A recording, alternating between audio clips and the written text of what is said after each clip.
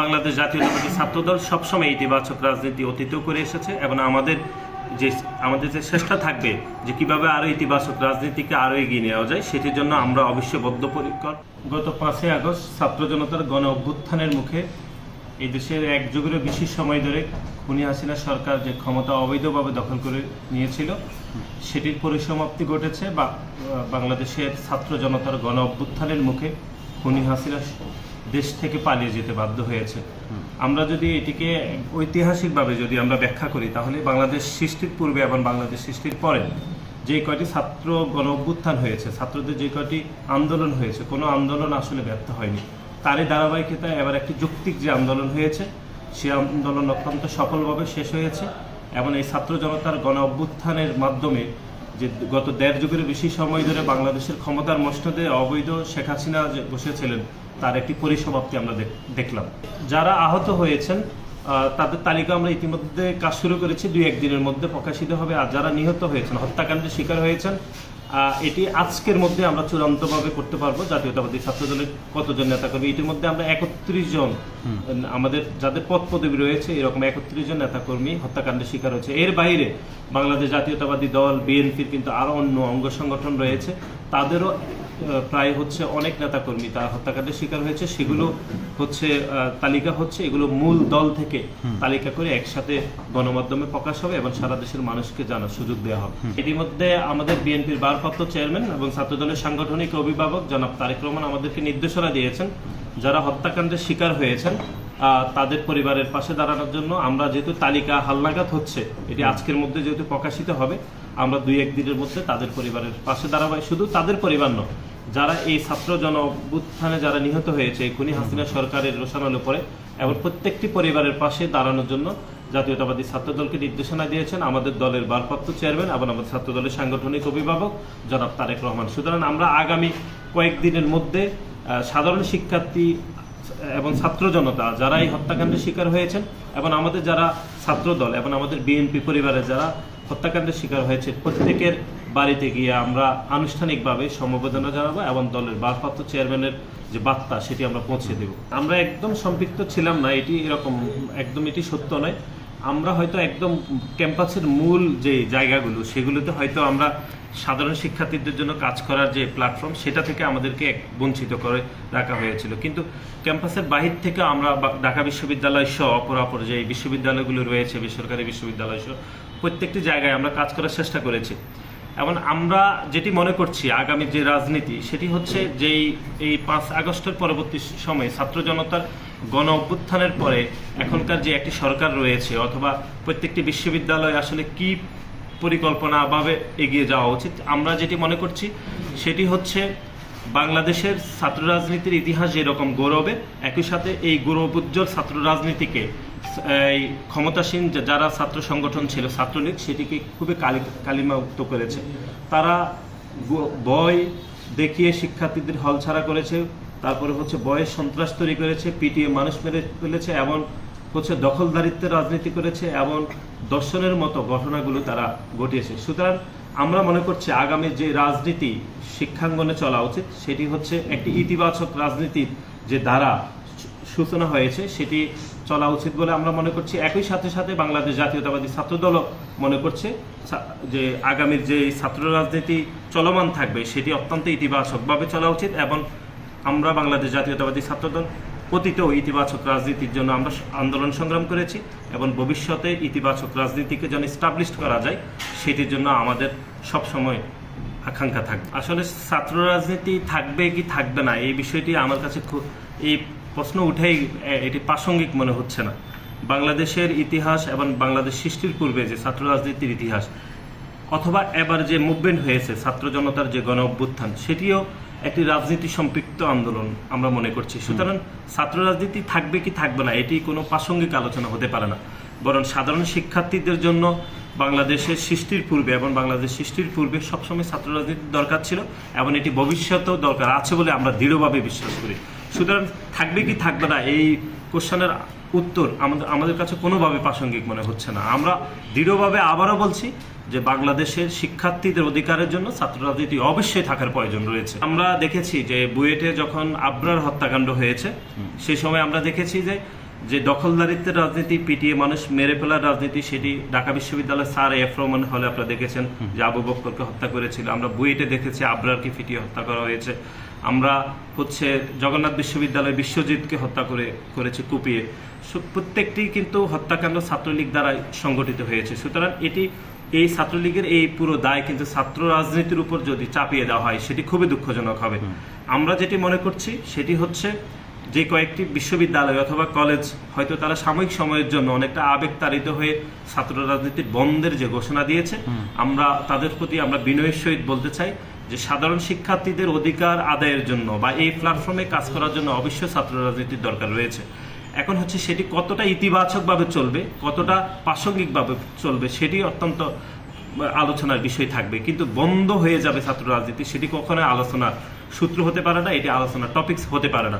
সুতরাং আমরা মনে করছি একটি স্বপ্নের বাংলাদেশ বিনির্মাণের জন্য, এবং যেই বাংলাদেশে ভয়ের রাজনীতি থাকবে না, যেই বাংলাদেশে মানুষের ভোটাধিকার থাকবে, শিক্ষার্থীদের অধিকার থাকবে, সেই রাজনীতি যদি সূচনা আমরা করতে চাই তাহলে সেই রাজনীতির সময়ে অবশ্যই ছাত্র রাজনীতির দরকার রয়েছে বলে আমরা মনে করি। আমরা তো 2019 সালে যে ডাকসু সর্বশেষ ডাকসু হয়েছিল, এবং সেই ডাকসুতে বাংলাদেশ জাতীয়তাবাদী ছাত্রদল ডাকসুকে কার্যকর করার জন্য, ডাকসু ইলেকশনকে আরো অর্থবহ করার জন্য বাংলাদেশ জাতীয়তাবাদী ছাত্রদল সবসময় শিক্ষার্থীদের পাশে ছিল এবং বিশ্ববিদ্যালয় প্রশাসনকে সার্বিক সহযোগিতা করেছে। কিন্তু আপনি দেখেছেন সর্বশেষ যে ডাকসু হয়েছিল সেখানে তৎকালীন ক্ষমতাসীন ছাত্র সংগঠন ছাত্রলীগের সন্ত্রাসীরা কিভাবে জাতীয় নির্বাচনের মতো করে ভোট ডাকাতি করেছে, যেভাবে ভোট ডাকাতি হয়েছে ঠিক সেরকম ডাকসু ডাকাতি হয়েছিল। সুতরাং আমরা এরকম ডাকসু দেখতে চাই না। আমরা যেটি বিশ্বাস করি সেটি হচ্ছে বাংলাদেশ জাতীয়তাবাদী দল বিএনপির ভারপ্রাপ্ত চেয়ারম্যান এবং ছাত্রদলের সাংগঠনিক অভিভাবক জনাব তারেক রহমান সবসময় চেয়েছেন যে ছাত্রদের সংশ্লিষ্ট রেখে সবসময় ছাত্র সংসদ নির্বাচন হওয়া উচিত, এবং সেটি যেমন ঢাকা বিশ্ববিদ্যালয় হওয়া উচিত, অপরাপর যে কোনো বিশ্ববিদ্যালয়, কলেজ এবং শিক্ষা প্রতিষ্ঠানে অবশ্যই ছাত্র সংসদ নির্বাচন চালু থাকা উচিত। এবং আমরা মনে করি সেটি আগামীতে অবশ্যই চালু হবে, এবং বাংলাদেশ জাতীয়তাবাদী ছাত্র দলের একজন কর্মী হিসাবে প্রত্যেকটি শিক্ষা প্রতিষ্ঠানে যেন ছাত্র সংসদ নির্বাচন চালু হয় সেখানে আমরা অত্যবহভাবে ভূমিকা রাখতে চাই। কমিটি গঠন করা এবং কমিটি বর্ধিত করা, কমিটি বিলুপ্ত করা এগুলো একটি সাংগঠনিক সিদ্ধান্তের বিষয়। আমাদের ছাত্র দলের সাংগঠনিক অভিভাবক রয়েছেন জনাব তারেক রহমান, উনি আমাদেরকে যদি নির্দেশনা দেন আমরা সেটি খুব দ্রুত সময়ের মধ্যে আমরা করব। যেহেতু একটা পরিবর্তিত পরিস্থিতি এখন হয়েছে, আমরা যেটি মনে করছি এখন প্রত্যেকটি শিক্ষা প্রতিষ্ঠানে একটি ভয়ের পরিবেশ যে বিরাজ করেছিল গত এক যুগের বেশি সময় ধরে, শিক্ষার্থীদেরকে এই ভয় কাটিয়ে দ্রুত ক্লাসে ফেরানো উচিত, এবং একই সাথে সাথে শিক্ষার একটি ভালো পরিবেশ তৈরি করার জন্য জাতীয়তাবাদী ছাত্রদল সবসময় বদ্ধপরিকর। আমরা আপনি যে কোশ্চেনটি করলেন সেটি হচ্ছে আমরা এগুলো নিয়েও ভাবছি, এবং দলের আমাদের নির্দেশনা রয়েছে, সেই নির্দেশনা অনুসারে আমরা ভবিষ্যতে কাজ করব। একটি ইতিবাচক রাজনীতি অবশ্যই প্রণয়ন দরকার রয়েছে, এবং বাংলাদেশ জাতীয়তাবাদী ছাত্রদল সবসময় ইতিবাচক রাজনীতি অতীতেও করে এসেছে, এবং আমাদের যে চেষ্টা থাকবে যে কিভাবে আরো ইতিবাচক রাজনীতিকে আরো এগিয়ে নেওয়া যায় সেটির জন্য আমরা অবশ্যই বদ্ধপরিকর। আমরা যেটি মনে করছি সেটি হচ্ছে এই 5 আগস্টের পরবর্তী সময়ে যে বাংলাদেশ আমরা দেখছি, নতুন বাংলাদেশের সূচনা, সেখানে আমরা ছাত্র রাজনীতি যেরকম বলবৎ থাকা উচিত, একই সাথে সাথে ছাত্র রাজনীতির সাথে অতীতে যারা সন্ত্রাসী কার্যক্রম করেছে ছাত্র রাজনীতির নামে, দখলদারিত্বের রাজনীতি, হল দখল, মানুষকে পিটিয়ে মেরে ফেলা, দর্শন সহ ভয় দেখিয়ে সিট দখল, সেই ছাত্রলীগের রাজনীতি বন্ধ করার সময় এসে গেছে। সুতরাং যারা অতীতে ইতিবাচক রাজনীতি করেছে এবং ভবিষ্যতে ইতিবাচক রাজনীতি করার জন্য যাদের আপ্রাণ প্রয়াস থাকবে তাদেরকে অবশ্যই সেই রাজনীতিতে আরও কিভাবে গতিশীল করা যায় সেটি নিয়ে ভাববারও সময় রয়েছে।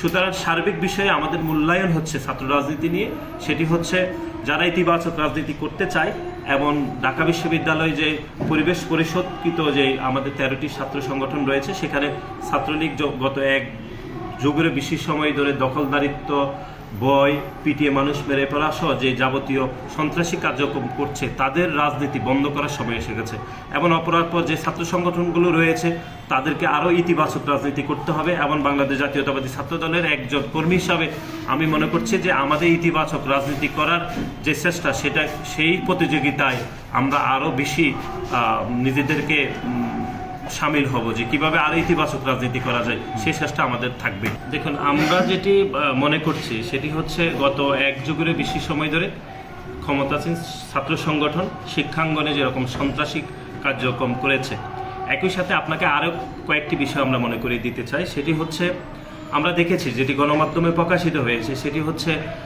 বিভিন্ন সময়ে আমরা দেখলাম, সেটি হচ্ছে বিভিন্ন হিন্দু সম্প্রদায়ের ভাই বোনদের ঘরবাড়ি অগ্নি, সন্ত্রাস, লুটপাট, ধর্মীয় উপাসনালয়ে হামলায় কিন্তু ছাত্রলীগ এবং যুবলীগের সন্ত্রাসীরা বিভিন্নভাবে জড়িত ছিল। এটি একটি কারণে জড়িত ছিল, তারা হচ্ছে বিদেশি একটি রাষ্ট্রের তারা সহানুভূতি অর্জন করার জন্য, এবং তারা আগুন লাগিয়ে সন্ত্রাস করে তারা প্রতিপক্ষ বিরোধী পক্ষের উপর দায় চাপিয়ে দেওয়ার এক সময় তার প্রচেষ্টা ছিল। সেটি আমরা এবারও লক্ষ্য করেছি, যেটির 5 আগস্টের পরে সেটি খুবই সীমিত সংখ্যকভাবে হয়েছে, যে আমাদের ভিন্ন ধর্মাবলম্বী ভাই বোনদের বাড়িঘরে হামলা সব কয়েকটি ঘটনা ঘটেছে। এবং আমরা প্রত্যেকটি ঘটনার জন্য বাংলাদেশের বেশিরভাগ মানুষ মনে করছে যে অতীতে যেরকম ছাত্রলীগ যুবলীগের সন্ত্রাসীরা এরকম কার্যক্রম করেছে, এবারও তারা করে হয়তো তারা এই ছাত্র জনতার গণ অভ্যুত্থানকে ব্যর্থ করার একটা চেষ্টা তাদের মধ্যে থাকতে পারে, সেটি করেছে।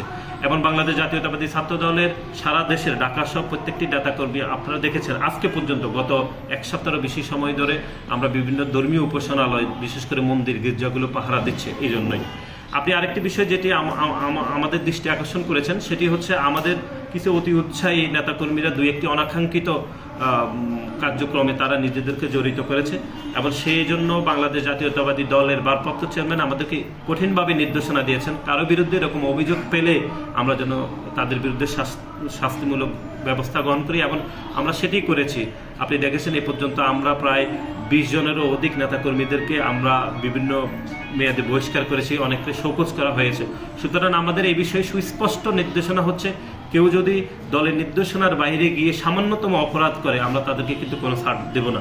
যেহেতু এটা একটি বড় সংগঠন, 2-1 জন করছে, আমরা অস্বীকার করছি না, সুতরাং তাদের বিরুদ্ধে আমাদের কোনো সহানুভূতি নেই। তাদের বিরুদ্ধে দল একদম শাস্তিমূলক ব্যবস্থা গ্রহণ করছে। এর বাইরে কেউ যদি অতিরঞ্জিত করে তার বিরুদ্ধে আমরা আইন শৃঙ্খলা রক্ষাকারীর কাছে আমাদের দলের পক্ষ থেকে আমরা প্রস্তাব করব, তাকে যেন আইন শৃঙ্খলা রক্ষাকারী গ্রেপ্তার করে বিচারের আওতায় নিয়ে আসে। না, একদম আপনার বা আমাদের কারো শঙ্কিত হওয়ার কোনো কারণ নেই। এবং 5 আগস্টের পরবর্তী সময় ছাত্রদলের কোনো নেতাকর্মী হল দখল করেছে এরকম কোনো তথ্য আমাদের কাছে নেই। কিছু ভিডিও ভাইরাল হয়েছে, আমরা 2-1টি বিষয় দেখেছি, সেগুলো আমরা পরীক্ষা নিরীক্ষা করে প্রত্যেককে শাস্তির আওতায় আনা হয়েছে। এবং আমাদের ছাত্র দলের পক্ষ থেকে সুস্পষ্ট নির্দেশনা হচ্ছে যে কোনোভাবে হচ্ছে যেই আন্দোলনের মাধ্যমে আমরা একটি স্বপ্নের বাংলাদেশ পেয়েছি, সেই স্বপ্নের বাংলাদেশকে নস্যাৎ করার জন্য হয়তো কিছু দুষ্কৃতিকারী এর মধ্যে ঢুকে যেতে পারে। সেজন্য আমাদের দলের পক্ষ থেকে সুস্পষ্ট নির্দেশনা হচ্ছে কোনো রকম দায় আমরা নিব না, এবং কেউ যদি এরকম বিষয়ে জড়িত থাকে, হল দখলের মতো বিষয়ে জড়িত থাকে, তাদের বিরুদ্ধে আমরা কঠিন শাস্তিমূলক ব্যবস্থা গ্রহণ করব। এবং ইতিমধ্যে আপনারা দেখেছেন কয়েকজনের বিরুদ্ধে আমরা শাস্তিমূলক ব্যবস্থা গ্রহণ করেছি।